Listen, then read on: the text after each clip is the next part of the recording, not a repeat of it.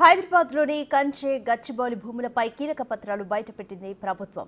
కంచె గచ్చిబౌలి భూములతో హెచ్సీఏకు సంబంధం లేదని తేల్చి చెప్పింది. ఇందుకు సంబంధించి కీలక ఆధారాలను రిలీజ్ చేసింది. చంద్రబాబు హయాంలోనే హెచ్సీయూ నుంచి భూములు తీసుకున్న పంచనామా రిపోర్టును రిలీజ్ చేసింది. ఆ భూములకు బదులుగా గోపనపల్లిలో హెచ్సీయూకు భూమిని కేటాయించింది. ఇందుకు సంబంధించిన పంచనామా రిపోర్టుని కూడా విడుదల చేసింది సర్కార్. ఆ రెండు డాక్యుమెంట్లపైన అప్పటి హెచ్సీయూ రిజిస్ట్రార్ నర్సింహులు సంతకం కూడా చేశారు. ఇన్ని ఆధారాలు ఉన్నా కూడా ఇప్పటికీ ఆ భూములు తమవే అని హెచ్సీయూ చెప్పడం సరికాదని సూచించింది సర్కార్.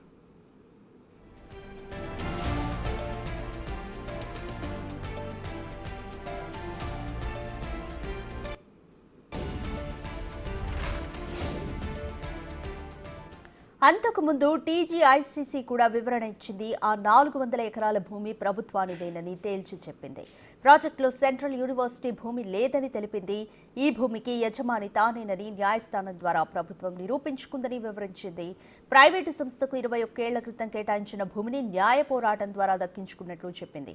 అభివృద్ధికి ఇచ్చిన భూమిలో చెరువులు లేవని, సర్వేలో 1 అంగుళం భూమి కూడా సెంట్రల్ యూనివర్సిటీది కాదని తేలింది.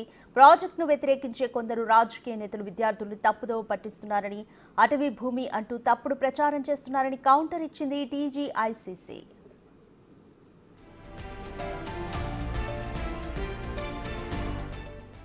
అయితే దీన్ని హెచ్సీయూ రిజిస్ట్రార్ తప్పుపట్టారు. 2024 జూలైలో అక్కడ ఎలాంటి సర్వే చేయలేదని, పరిశీలన మాత్రమే చేశారన్నారు.